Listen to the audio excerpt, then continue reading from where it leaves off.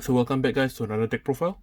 So this will be going over Hexaorb Sorceress, boosted with the new DB02 cards like Owen and Vanguard Sorceress. So these are the key new rare cards for Hexaorb, and allows you to play a multitude of strategies, such as playing into the rush, or playing as a more balanced strategy like what I covered in the set 1 video. So first of all, before I get into the deck profile, let's cover these two cards one more time to refresh. So Owen has one effect.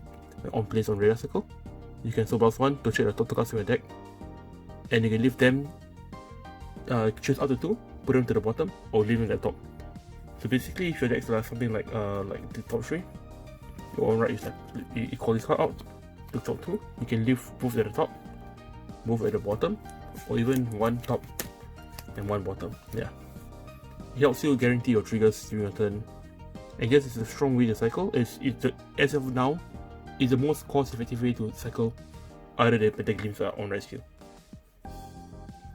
Also, as a regular cycle, you can come last 1 when you check a drive trigger to give it 10,000 power until the end of the turn. Yeah, so this makes it very strong on Hexaorb, as this one trigger can give it 30k power potentially, making it a very strong beater and a finisher in its own right. On the other hand, we have Vanguard Sorceress, which is the new double R for Hexaorb. This card works with Pentaglim and Hexaorb, so it works on grade 2 and grade 3 turn. But when placed from hand, this one placed from hand, come plus 1, discard a card from your hand.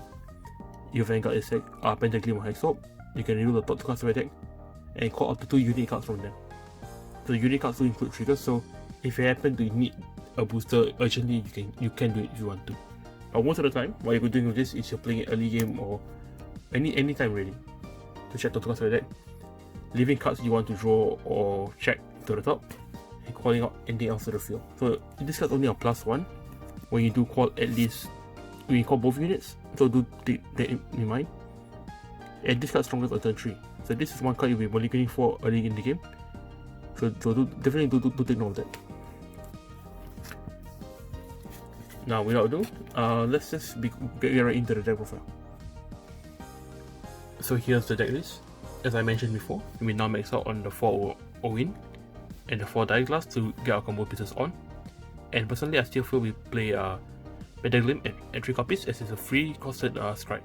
So you can play out early game to rush, or sometimes later in the game, like might as well just keep it in hand, right? If let's say you really run out of resources, you play it can help guarantee 1 trigger hopefully. Yeah. This is also very strong early game with Painkiller. This can help you guarantee like certain cards you want in hand, while not giving up your drive track technically. The other simple cards are pretty self-explanatory. Perfect Guards, Over Trigger for Rosados, still important for this meta game. There are 2 cards I'd like to highlight other than these cards. Of course, Lepisto at 2 copies now, because I feel now with enough scrying, you really want to go pretty hard on turn 3 now. So you don't really need Lepisto to constantly push early game. Then the other 2 cards I use for my flex slot is this card called Mel Coco, which is a new card from BT022. Yeah, it's very overlooked, but it's a simple effect of when placed on regular circle, you can soul blast 1, draw 1, and discard 1. So this is very strong. You combine with scry skills like Pentaglim or any of these cards really. So let's say you see a card you want to add to your hand. Let's say it's a Perfect Guard. Persona right, one of these cards, you can actually like look top 2. Okay, let's say it's Owen. 2 top 2, 1 to the top, 1 to the bottom. Then the one at the top is the card you want, right? So you just call this card out. They can get the card back. Yeah, so it's this type of place which makes this card very helpful, making the deck more streamlined. Other than that, the other card I'll talk about is the new fronts. So while I still feel Hexaorb's strength is critical triggers, and I was playing draws, having some fronts is still very good as a mix-up. Your opponent might just expect you to put another crit, so they'll just take a damage like I can't afford to guard it now, I'll just guard it later. So fronts are good for closing out games in that regard.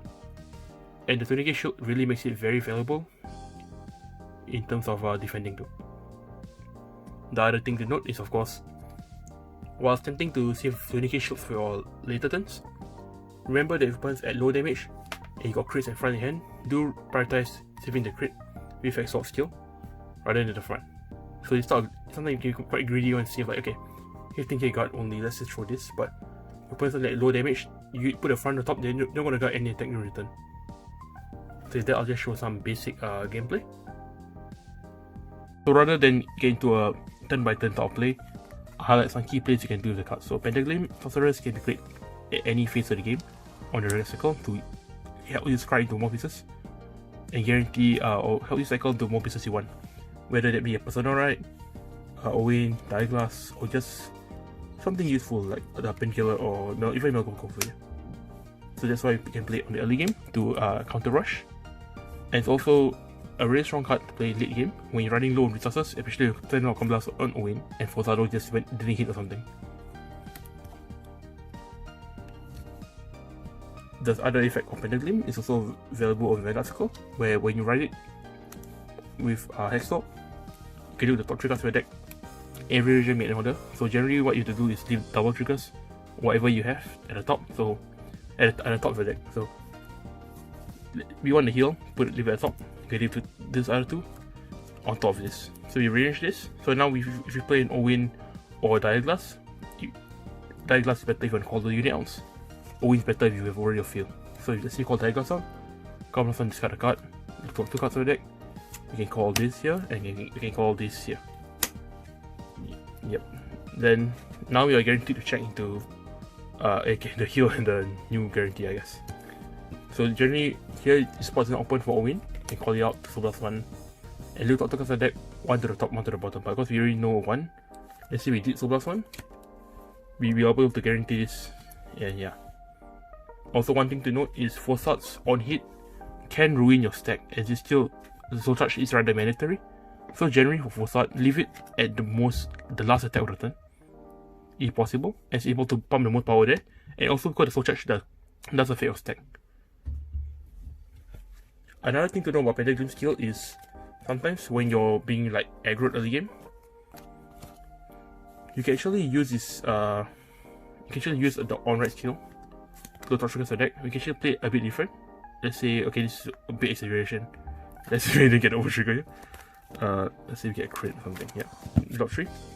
You can actually afford to play like a slower game. So let's say you want the heal for next turn. We can actually leave the crit on top and leave the heal and not rearrange. So this helps us, like you can split cards from hand. It's a bit more committal, but it guarantees you a damage trigger for the next turn. After you drive check, damage check next turn, 10,000 Vanguard. So this is something you might want to do to play mind games to your opponent, and your opponent might think you have a bad hand and overcommit. I know it's kind of hard to explain the concept, but this style plays do exist for the deck.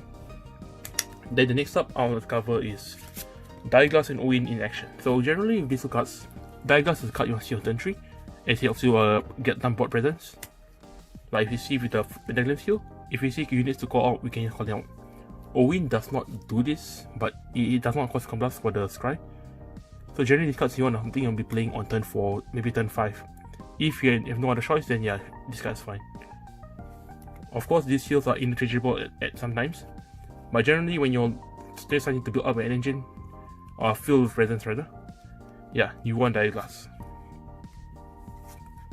Lastly is some tips like with Lapisto. Now because we don't play it for the endgame anymore, you can keep play on turn 4 to aggro rush, or keep it for the final turn. Weapon will keep a fair cards and just like call out like we put like 6-7 cards in hand, 5 damage. The extra attack can win the game. Another thing to say is with the amount of scry the deck now has, deck manipulation, getting the over trigger is a legit win con. So when you're really behind, definitely use your skills. Like if you have 2 Owens, play them. If you don't personal right, just go for it. Sometimes getting the double trigger or over trigger can win the game. If your opponent's not perfect cards, yeah, they might just lose. So that will cover the main new tips with the new cards. Maybe one more tip of the cover is with Owen over here. So Owen, let's say we feel something like this.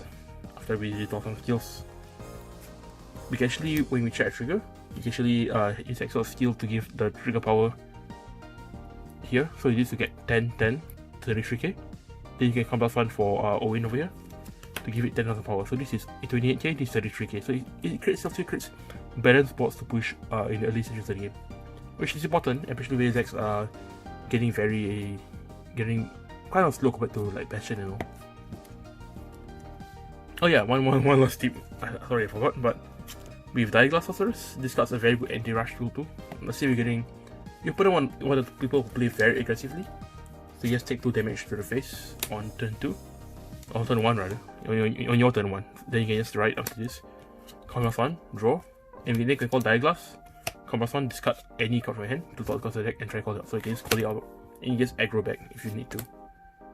So these are some plays you might keep note of. Sometimes you can call Lucky like Painkiller for the draw, or just call Foresight and just spread your regards.